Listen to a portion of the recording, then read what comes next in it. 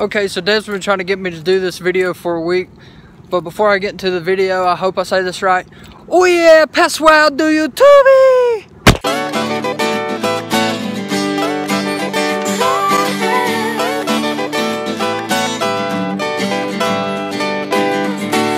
Okay, so this video is going to be about why I made the decision not to kiss or not to do anything before I'm married. But before I explain why I made that decision, I just want to give a brief backstory of how I was before, because I was a different person then.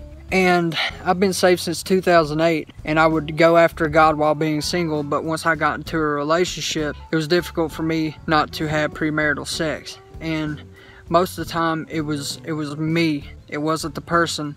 Like, I struggled with lust really bad. And I realize now that I was trying to fill a void in my life with a person that only a true, passionate relationship with Jesus can fill. That's the only relationship that you need to pursue while being single. I would be in this cycle of being in a relationship, start having premarital sex, we would break up, I would go after pursuing God more, and then I get into another relationship, and this cycle happened for years. And in 2014, I started going to this new church, and we went to this bringing in the New Year's event in Pigeon Forge, Tennessee. And the message that night was about how we put these fleshly desires, these fleshly pleasures above God. And conviction hit me, and I vowed to God that night that I would not have sex again before marriage, I would never kiss again before the altar, and that I would not pursue anybody, and I would wait on Him to bring the person to me that He wants me to be with, and I would just go after His heart. Fast forward a couple years, and it was a Sunday, and the pastor just had got done with the sermon, and he started prophesying, and he said that there's some single people in here that's about to meet the person that you're meant to be with and that God has for you. So the very next day I get this Facebook request from Debbie, and I know that I don't know her, I know she doesn't know me, and I normally don't add people that I don't know.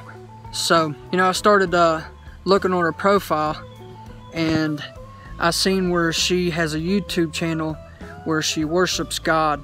So I was like, check. And then you know, I didn't understand anything that she was saying, but I knew that she was giving teaching about the love of God on her YouTube. So again, I was like, check. So, you know, I messaged her, and we started talking, and we became friends. And we was talking one night about this topic. You know, she told me how she made that decision before even knowing me. So a few months go by, I go out and visit her, and our relationship grew. We worshiped God together, we went to church together, we didn't kiss, we didn't do anything. You know, our relationship is really blessed now, and I feel a complete shift in mindset with relationships now, because I'm going about it the right way. So if I can encourage you to do anything and apply anything, that especially if you're going through the things that I went through, if you put yourself in vulnerable situations, just look for these things in somebody. Whether you're a guy looking for a girl, or you're a girl looking for a guy, if they're not living a lifestyle of worship, don't even start the relationship. If they are trying to pressure you into having sex or doing anything like that before marriage, then they're in the relationship with you for lust, not love. If they don't have a prayer life, don't get in the relationship. But just wait on God. He's faithful and just to give you the person that He created for you. You just have to go after His heart and pursue Him with everything in you. And then when the time is right, He'll bring the person to you. Just first become friends. Don't be intimate, don't do anything like that. Just be best friends with that person. And then go after God together. And then, you know, get married. But I just want to encourage you to keep God first. He's a jealous God. He wants all of you, not just part of you.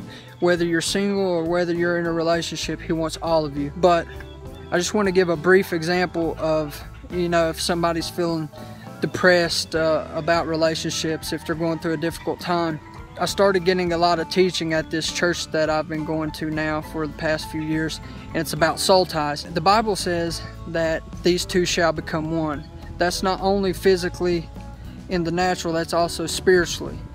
And the spirits that's on each other's life, you can transfer one to the other. And like me, I was never a depressed guy, but once I started living the lifestyle of you know, having sex before marriage, I would start feeling depressed. I started getting anxiety, you know, and I was never a person like that. You know, once you have sex with somebody, the spirits that's on their life, they can get attached to you, and even if you break up, the spirits that you got attached to you will stay.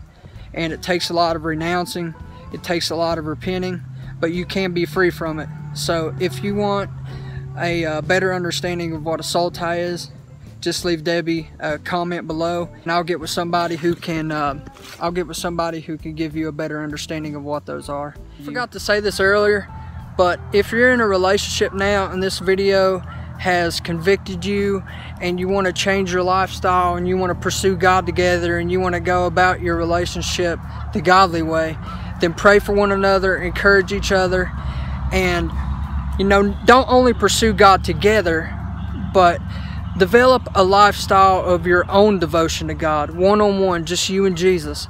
Not just in the church, but you know, anywhere. It can be me, myself, I have my private devotion to God every day in the woods. It's just where I feel like I'm Adam walking with God in the cool of the day. You know, that's just me. But yeah, just always never neglect the private devotion to God. But yeah, I'm going to give this video back to Deb. I hope this encourages you. And if you want to understand more about what a soul tie is, just leave Deb a comment, and I'll get with somebody who can give you a better understanding of what they are. But yeah, te amo muito. Boa noite. I hope I said that right. Boa noite. And I'm going to give this video back to Deb, but I love you guys. Beijo! Oi, pessoal do YouTube! Eu vim aqui mais para agradecer por vocês terem assistido e para falar que se vocês tiverem alguma dúvida ou se vocês gostaram e querem ele aqui de novo falando sozinho sobre algum assunto, é só deixar aqui nos comentários que ele vai responder e vai fazer outro vídeo pra vocês, porque ele está gostando dessa vida de youtuber. Ai, que fofo! Eu amei, foi um vídeo muito lindo que eu tô cheia do orgulho. Não se esqueçam de clicar muito em gostei pra mim, é muito importante, e compartilhar com os amigos e Facebook e todas essas coisas. E é isso, gente. Se inscreve aqui no canal pra gente aumentar cada vez mais, chegar aos 10 mil inscritos. E é isso, fique com Deus e até a próxima.